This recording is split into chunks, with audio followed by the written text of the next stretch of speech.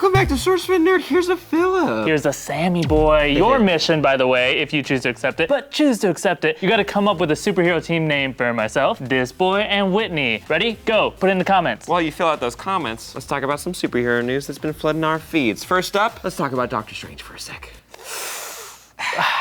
Look, we are all very excited to see this movie. Agreed. But this has been Marvel's most controversial movie to date. Not only did people lash out at the company for casting a white actor to play a role that in the comics is Asian, but also fans aren't really hyping up the film, which get on that. Most people keep saying, oh, it just looks like Inception, which stop that. It's not Inception. It doesn't look anything like Inception, except it kind of. Okay, it kind of looks like it, but it's not the same. Hype up this movie, guys, come on. All that said, now Scott Derrickson, the director, came forward and said that the main reason why the character Wong, the only lead Asian character in a movie partially set in Asia, is in the movie is because of Tilda Swinton's casting.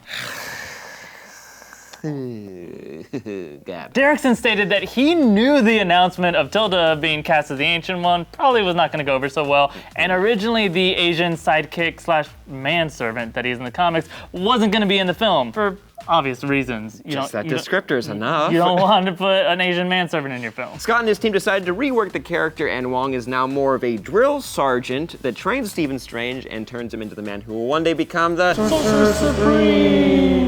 Benedict Wong, the guy cast as Wong, has spoken out and said that he's happy about the role, saying he's certainly not going to be the tea-serving manservant. God, this movie has so much weird press surrounding it. And phrasing.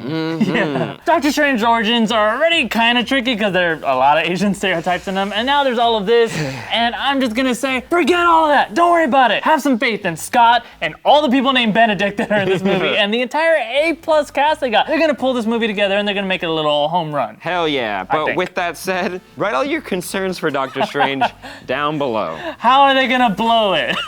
Let us know in the comments. In other Marvel news, and hopefully you like Marvel news because there's going to be a lot of it in this one, we got this new extended scene teaser from Luke Cage, and it features our villain Cottonmouth talking about, oof, that 90s king of Harlem himself, good old Biggie Smalls. And then you realize he's not talking to us, he's talking to this guy that he's presumably about to beat the crap out of. Oh, and they do this really slick thing where he's talking about what it's like to have the crown, and then in the blocking, they have the actor slide perfectly into place, so he's figuratively wearing the crown. And all of this is a really slick way to say this guy is running the show right now. Also, pretty nice parallel to the Kingpin who used to wear the crown and who we also met through a painting. I think the Netflix structure where they really take their time to introduce us to our heroes, it actually works just as well for the introductions to the villains. Kilgrave and Kingpin were so fascinating, we understood their motivations, and they had actual character arcs, and it was all so great. I cannot wait to see what they're gonna do with Cottonmouth. Agreed. By the way, if Cottonmouth started with a K, the Netflix villains would have the same naming scheme as the Kardashians. Hey! In the comics, Cottonmouth is basically just a pimp, and that means he's gonna be a non-superpower villain, and that means we're gonna get villainy through intimidation and great dialogue, and oh, I'm so excited for this show. All of it. The way it's shot looks amazing too, by the way. It's like really dark, but the colors are extra super saturated, and he looks like he's like bleeding from his eyes, and I love it. And that, oh my, that music is beautiful. But yes, it's clear music is gonna play a huge role in this show. I love this overall Biggie reference. He's probably the biggest rapper to come out of Harlem where the show's set. And more importantly, it's just really fun to see a superhero universe expand into places that it never really has before, because those places are a lot more real to some sections of the audience than farmhouses or high-rises. Yeah. And that's all we've kind of seen before, so it feels way more real to me. It also sounds a lot like a not boring version of The Wire. Oh, I love you, The Wire. You're the best show that was ever made. Little high five. Now for a change, here's some more Marvel news. Oh. Wow, Jessica Jones won an Emmy, and it's actually Marvel Television's very first Emmy. What? Oh my God, finally, legitimate acknowledgement for these amazing shows. They're freaking amazing, and it's about time, seriously. No offense to any of the show, but superhero shows and movies are better now than they ever have been. The writing, the acting, it's all definitely a lot better than a lot of shows that are on. You might need to pump your brakes just for a second. It's just an Emmy for the title theme music. That's it.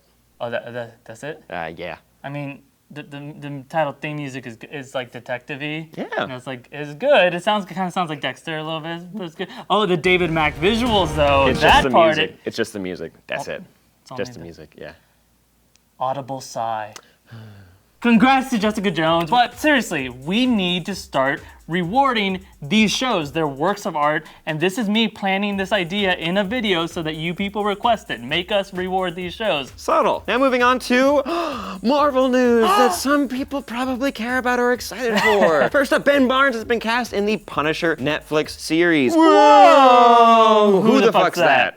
Is he Prince Caspian from the Chronic What Calls of Narnia movie? He's most likely actually going to be playing Bobby Saint, who we all remember from the Punisher movie back in 2004. Weird throwback to that movie. The plus is that Marvel is actively working on a Punisher series. Yeah, Can we agree? who cares about that? We're getting a Punisher series. This is optimism you're seeing right here. A little bit of optimism.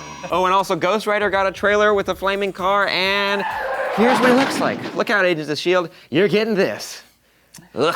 Yeah. I know I did just say look how optimistic we're being, but it looks like a cartoon. Like it looks like a real good drawing. Yeah, like if the guys who did Wallace and Gromit animated just his head. Great smile, though. And with that, here's our question. Do you think Nick Cage will pop up in Agents of S.H.I.E.L.D. as the old Ghost Rider? Write your dream cameos down below. Nick Cage popping up in every Marvel movie, just ruining it. We need it. Would be so great. We need it. You're a bad man. And that's kind of enough Marvel talk for today, but we're gonna talk about it tomorrow and the day after and forever and ever and ever. But for now, let's go watch Through the Wormhole on Science Go. Check out the link below to learn more, or you could just head over to that app store and download the Science Channel Go app for free. Ready? I went into the app store. Be sure to like this video, share it, and subscribe. Don't forget to come up with those superhero team names for us, and we'll see you tomorrow. Bye-bye. Bye. Don't be mean with the team names. Please. Bye. Steve, you gotta put your dick in this bomb, or everyone in this hospital's gonna die. Hold on a second. There's still people in that fucking hospital? Why haven't we evacuated yet? We're the bomb squad, not the thinking ahead squad.